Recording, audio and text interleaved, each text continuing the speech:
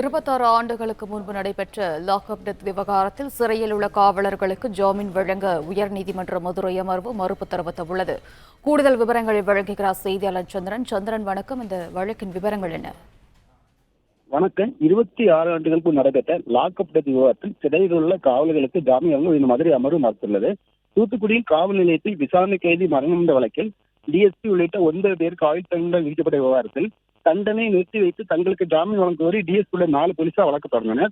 விசாரணை நீதிமன்றம் மனுதாரரின் வழக்கை விசாரித்து போதிய குற்றச்சாட்டு முகாந்தின் அடிப்படையிலேயே தண்டனை வழங்கியுள்ளது நீதிபதிகள் கூறியுள்ளனர். எனவே இந்த வழக்கில் சிறையில் உள்ள காவல்துறை ஜாமீன் வழங்க முடியாது என கூறிய மனுவை தள்ளுபடி செய்து மதுரை அமர்வு உத்தரவுள்ளது. தூத்துக்குடி 1999 ஆண்டு வெடிகுண்டு வழக்கு தொடர்பாக வின்சென்ட் என்பவரை தாளமுத்து நகர் போலீசார் கைது செய்தனர். விசாரணை கைதியாக காவல் நிலையத்தில் இருந்த நிலையில் அதே ஆண்டு செப்டம்பர் 18 மர்மமான முறையில் உயிரிழந்தார். இது தொடர்பாக போலீசார் வழக்கு பதிவு செய்து விசாரணை நடத்தி வந்தனர். 25 ஆண்டுகளுக்கு பிறகு 2021 ஜூன் மாதம் தூத்துக்குடி மாவட்ட அமர்வு நீதிமன்ற வழக்கு விசாரணை ஏற்றுக்கொள்ளப்பட்டது. 13 சாட்சிகள் விசாரணை நடந்தது. 38 ஆவணங்கள் ஆய்வு செய்யப்பட்ட நிலையில் தூத்துக்குடி மாவட்ட நீதிமன்றம் குற்றம் சாட்டப்பட்ட 11 பேரை 2 பேரை விடுவித்தும் மற்ற 9 பேருக்கு ஆயுள் தண்டனை மற்றும் 10,000 ரூபாய் தீர்ப்பாகினர்.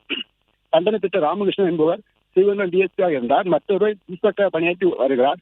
மற்றொரு ஓய்வு பெற்றுள்ளார். இந்த நிலை இந்த தண்டனை உயர்ந்த மதுரை அமரில் 4 பேர் மேல்முறையீடு மனுக்கள் தாக்கல் செய்தனர். இந்த மேல்முறையீட்டு மனு நிலுவையில் உள்ளதால் தங்களுக்கு விதிக்கப்பட்ட தண்டனை நிறுத்தி வைத்து ஜாமீன் வழங்க என துணை காவல் கண்காணிப்பாளர் ராமகிருஷ்ணன் மற்றும் காவல் ஜெயசேகரன், வீரபாகு, சுப்பை ஆகியோர் மனு தாக்கல் செய்தார். இந்த வழக்கு நீதிபதிகள் ஜெயசந்திரா, நீதிபதி பூர்ணா முன்பாக விசாரணைக்கு வந்தது.